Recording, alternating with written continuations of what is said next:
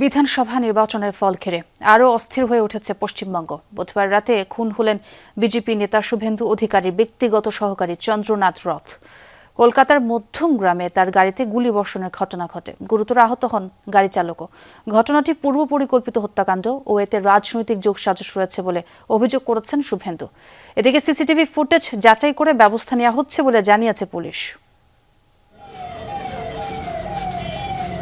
বুধবার স্থানীয় সময় রাতে বিজেপি নেতা শুভেন্দু অধিকারীর ব্যক্তিগত সহকারীর গাড়ি লক্ষ্য করে গুলি চালায় দুই অস্ত্রধারী। ছোড়া হয় 4 রাউন্ড গুলি। ঘটনাস্থলে প্রাণ হারান সহকারী চন্দ্রনাথ রথ। গুরুতর আহত হন গাড়ি চালক বুদ্ধদেব বেরা। গুলি চালিয়ে মোটরসাইকেলে পালিয়ে যায় অস্ত্রধারীরা। অতর্কিত হামলার পর শুভেন্দু অধিকারীর সহকারী ও গাড়ি চালককে নেওয়া হয় কলকাতার মধ্যমগ্রাম হাসপাতালে। মৃত্যুর খবর শুনে হাসপাতাল প্রাঙ্গণে ভিড় করতে শুরু করেন বিজেপি কর্মীরা। খবর পেয়ে রাত 12টার দিকে সেখানে যান বিজেপি নেতা শুভেন্দু অধিকারী। দাবি করেন হত্যাকাণ্ডটি পরিকল্পিতভাবে ঘটানো হয়েছে। पुलिस का डीजीपी का बात है। 2-3 दिन रेकी करके fully pre planned murder.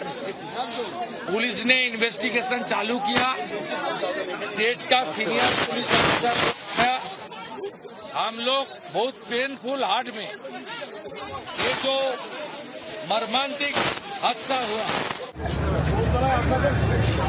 Police জানিয়েছে ঘটনাস্থলের সিসি ক্যামেরার ফুটেজে তথ্য পাওয়া গেছে, যা যাচাই করা হচ্ছে। বাজেয়াপ্ত করা হয়েছে একটি প্রাইভেট কার। জড়িতদের দ্রুত ধরার আশ্বাসও দিয়েছে আইন শৃঙ্খলা বাহিনী।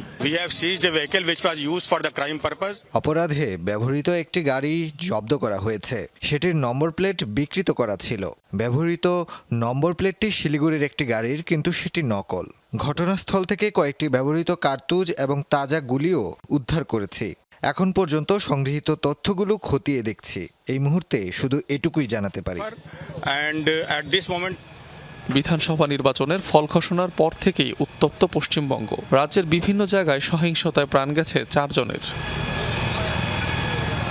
অনিক রহমান, যমুনা নিউজ।